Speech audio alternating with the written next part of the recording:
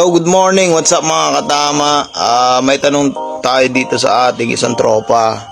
Nag-post kasi ako kagabi, so today ako gagawa tayo ng mga video about sa ball python. So may nag-comment doon, sabi niya paano daw ako nahumaling sa ball python. Well, syempre unang-una, lahat naman tayo mga katama ay syempre, kumbaga inborn yung ano natin, kumbaga tinatawag ko to as talent. So, pinanganak tayong ganito, mahilig na agad sa hayop.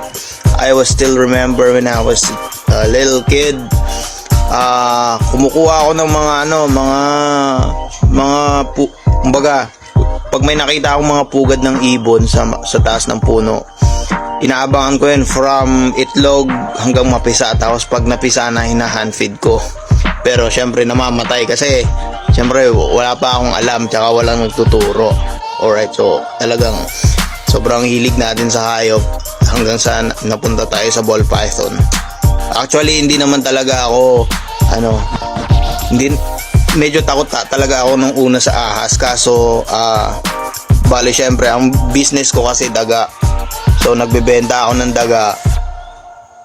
Pag nagdi-deliver ako ng daga sa mga customer ko, nakikita ko yung mga ahas nila, ayun, parang ang ganda yata ako, kaya ayun, tinanay ko tsaka totoo talaga na solid ang ganda.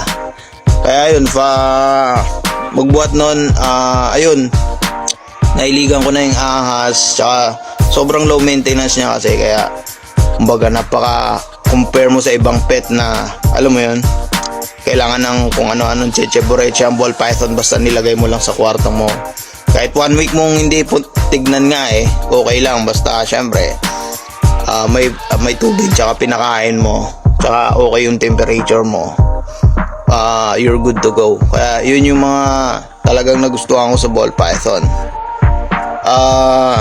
Maraming nag-chat sa akin mga katama, tawag dito, siguro sa susunod na video ko na lang gagawin. Pero ayun, kung may kakilala kayong gustong mag-alaga ng ball python, o kaya kayo mismo, tapos ayaw ng magulang, ayaw ng asawa, ayaw ng jowa, ganon, comment down below kung anong ginawa nyo, paano kayo nakapag-alaga ng ball python, para pag narinig ng ibang mga katama natin, syempre baka gayahin nila, tapos makagawa na rin sila ng paraan para makapag-alaga ng ball python. Kasi yun talaga yung isa sa number 1 na reason bakit marami pa rin hindi nakakapag-start sa ball python hobby.